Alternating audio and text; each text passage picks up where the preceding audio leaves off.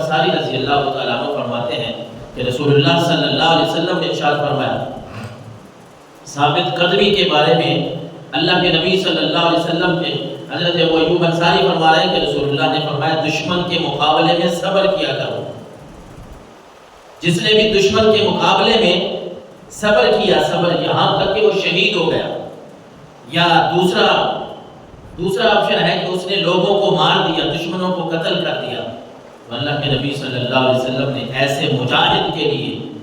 جو یا یہ کہیں کہ ایسے شہید کے لیے جو اپنی جان کا نذرانہ پیش کر دیتا ہے، اپنا سب کچھ اللہ اور اس کے رسول کے نام پہ وار دیتا ہے، رسول اللہ نے فرمایا ایسا آدمی فتنہ قبر سے محفوظ رہے گا۔ اللہ اس کو عذاب میں مبتلا نہیں کرے گا، وہ قبر کے عذاب میں محفوظ رہے گا، اللہ اس کو عذاب نہیں دے گا۔ یعنی ان لوگوں کے لیے اللہ کے نبی صلی اللہ علیہ وسلم نے فرمایا جو اللہ کے نام پہ لڑتے ہیں، جو جہاد کرتے ہیں۔ ثابت قدمی کی اگر بات کریں نا تو مسلمانوں کی ایک نہیں درجنوں نہیں کئی مثالیں، سینکڑوں مثالیں ایسی ملتی ہیں کہ ثابت قدمی کس بات کا نام ہے۔ جنگ موتا کا مجھے وہ واقعہ یاد آ رہا تھا۔ ویسے تو مسلمان کسی بھی جنگ میں، کسی بھی غزوہ میں، مسلمان جب اللہ اور اس کے رسول کے حکم کے مطابق نکلے ہیں تو وہ سینہ تان کے نکلے ہیں، انہوں نے پرواہ نہیں کی کہ ہم کیسے جا رہے ہیں، کیا ہوگا ہمارے ساتھ، ہمارے پاس اسلحہ ہے کہ نہیں، تھوڑا ہے، ان باتوں کی پرواہ انہوں نے نہیں کی۔ لیکن میں ایک مثال آپ کے سامنے رکھتا ہوں۔ جنگ موتا بڑا مشہور جنگ ہے اور اس میں ثابت قدمی کی بڑی حسین مثال ملتی ہے۔ اب مسلمانوں کی تاریخ اٹھا کے دیکھیں، مورخین نے جو باتیں لکھی ہیں یا احادیث رسول کے خلاصے سے جو ہمیں باتیں ملتی ہیں،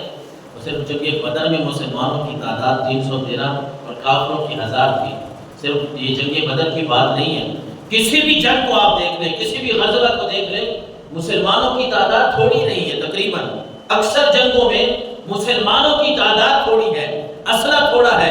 لڑنے کے آلات و حرب و ضرب جو ہے وہ تھوڑے ہیں،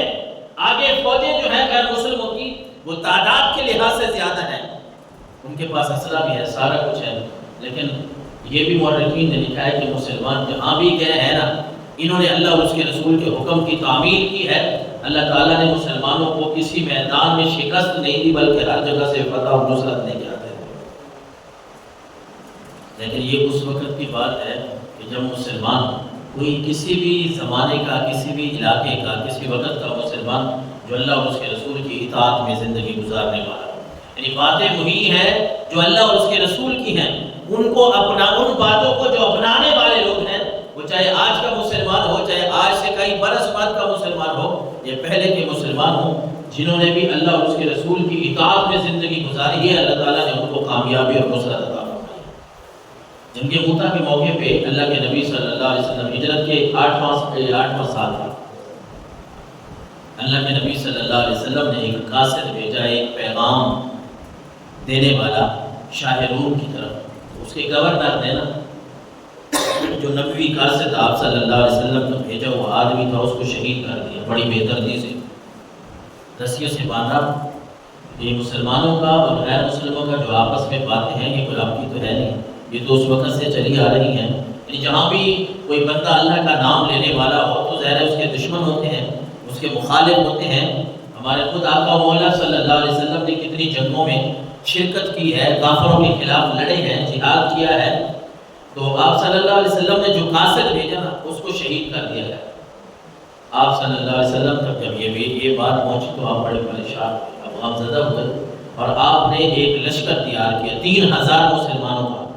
3000 مسلمانوں کا ایک فوجی لشکر تیار کیا اور ان کو جہاد کے لیے روانہ کیا، اور یہ بات کہی کہ اس ہمارا جو قاصد انہوں نے شہید کیا ہے نا، ہم نے تو کوئی بات لکھی تھی، کوئی ہمارا مقصد اور تھا، لیکن انہوں نے ہمارے آدمی کو قتل کر دیا، شہید کر دیا۔ اس کا مطلب یہ ہے کہ ان کو سبق سکھانا چاہیے، کیونکہ اسلام جو ہے وہ امن کا درس دیتا ہے، لیکن جب اسلام کو امن میں، اسلام والوں کو، اسلام میں رہنے والوں کو، مسلمانوں کو اگر امن سے نہ رہنے دیا جائے تو پھر اللہ اور اس کے رسول صلی اللہ علیہ وسلم کا حکم ہے کہ پھر ان لوگوں سے جہاد کرو۔ تو آپ صلی اللہ علیہ وسلم نے 3000 کا لشکر جو ہے وہ تیار فرمایا، اس کو روانہ کیا جنگ موتا کے لیے۔ موتا ایک جگہ کا نام ہے، جب مسلمان وہاں قریب پہنچتے ہیں تو معلوم ہوتا ہے کہ کافروں کو خبر مل گئی ہے، اور وہ تو 2 لاکھ فوج وہاں اکٹھی ہے۔ یہاں 3000 مسلمان ہیں، وہاں کتنے ہیں؟ 2 لاکھ لوگ اکٹھے آ گئے ہیں۔ سامنے جو فوج ہے نا، مسلمانوں کو پتہ چلا کہ وہ تو کوئی 2 لاکھ کے لگ بھگ ہے اور ہم 3000 لوگ ہیں۔ بھلا یہ کوئی جوڑ بھی بنتا ہے 2-3 ہزار لوگوں کا لاکھوں لوگوں سے لڑنا؟ میں عرض کر رہا تھا کہ آپ نے تو صرف یہ سنا ہے کہ اکثر طور پہ ہم سنتے رہتے ہیں کہ جنگ بدر میں مسلمان تھوڑے تھے، کافر زیادہ تھے، احد میں تھوڑے تھے مسلمان، جنگ احد میں کافر زیادہ تھے، خندق میں تھوڑے تھے، کافر زیادہ تھے۔ لیکن میں عرض کر رہا ہوں کہ اکثر طور پہ یہی ہوا ہے کہ جب بھی کوئی جنگ کا ماحول بنا ہے، جہاد کا ماحول بنا ہے، مسلمان تھوڑے ہوتے ہیں، سامنے سے کافر زیادہ ہوتے ہیں۔ لیکن مسلمانوں نے اللہ اور اس کے رسول صلی اللہ علیہ وسلم کے اوپر توکل کر کے جب بھی جنگ کی ہے، اللہ تعالیٰ نے مسلمانوں کو نصرت اور فتح نصیب فرمائی ہے۔ تو آپ صلی اللہ علیہ وسلم نے جو یہ لشکر بھیجا، یہ 3000 کا لشکر ہے، پتہ چلتا ہے کہ سامنے تو لاکھوں لوگ کھڑے ہیں۔ بڑے پریشان ہوئے اور صحابہ کرام آپس میں مشورہ کر رہے ہیں کہ کیا کیا جائے۔ پریشانی لاحق ہو گئی ہے کہ ظاہر کچھ ظاہری اسباب ہوتے ہیں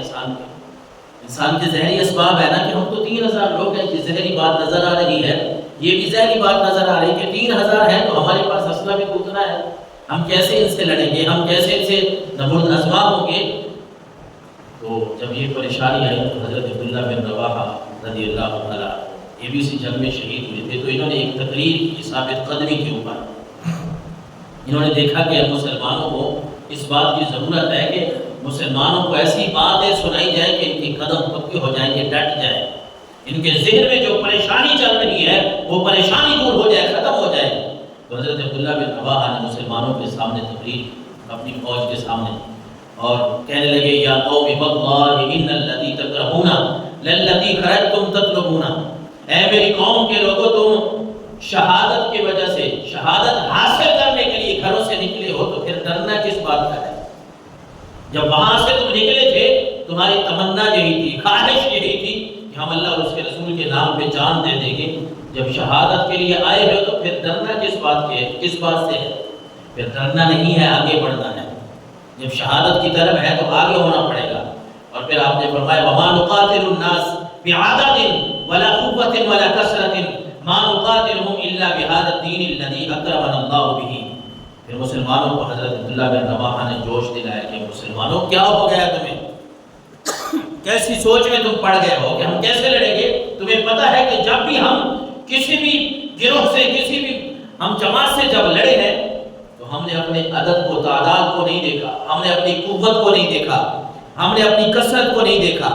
ہم نے اپنے اسلحہ کو نہیں دیکھا، اپنے زور کو نہیں دیکھا۔ ما نقاتلهم الا بهذا الدين الذي اكرمنا الله به، ہم تو اس دین کی وجہ سے لڑتے رہے ہیں جس دین کی وجہ سے اللہ نے ہمیں عزتوں سے نوازا ہے۔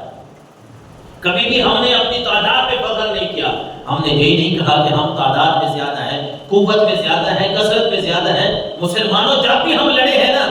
ہم نے یہ دیکھا ہے کہ جس دین نے ہمیں عزت دی ہے اس دین کے نام پہ ہم جان نچھاور کرنے کے لیے آ گئے۔ اور جب ہم نے یہ ذہن بنا لیا کہ ہم اس دین کے لیے لڑ رہے ہیں، جہاد کر رہے ہیں جس دین کی وجہ سے اللہ نے ہمیں دنیا میں عزتوں سے نوازا ہے، جب ہم یہ بات سوچتے ہیں تو پھر ہمیں اللہ تعالیٰ نصرت اور فتح بھی عطا فرماتا ہے۔ اور آپ نے فرمایا فَانْطَلِقُوا، لوگوں فَانْطَلِقُوا فَإِنَّمَا هِيَ إِحْدَى الْحُسْنَيَيْنِ، آگے بڑھو، 2 چیزوں میں سے ایک چیز، 2 ایسی چیزیں ہیں، خوشخبریاں ہیں تمہارے لیے، 2 اچھی چیزیں ہیں تمہارے لیے، 2 میں سے ایک تمہیں ضرور ملے گی، یا تو تم شہید ہو جاؤ گے یا تم دشمن کے اوپر غالب آ جاؤ گے، یا فتح پا جاؤ گے یا شہید ہو جاؤ گے۔ یہ ایمانی گفتگو سن کر نا صحابہ کرام کی جو جماعت تھی پہلے تو سوچ رہے تھے، پریشان تھوڑے کھڑے تھے، شاید ہم 3000 ہیں، ہمارے پاس اتنے وسائل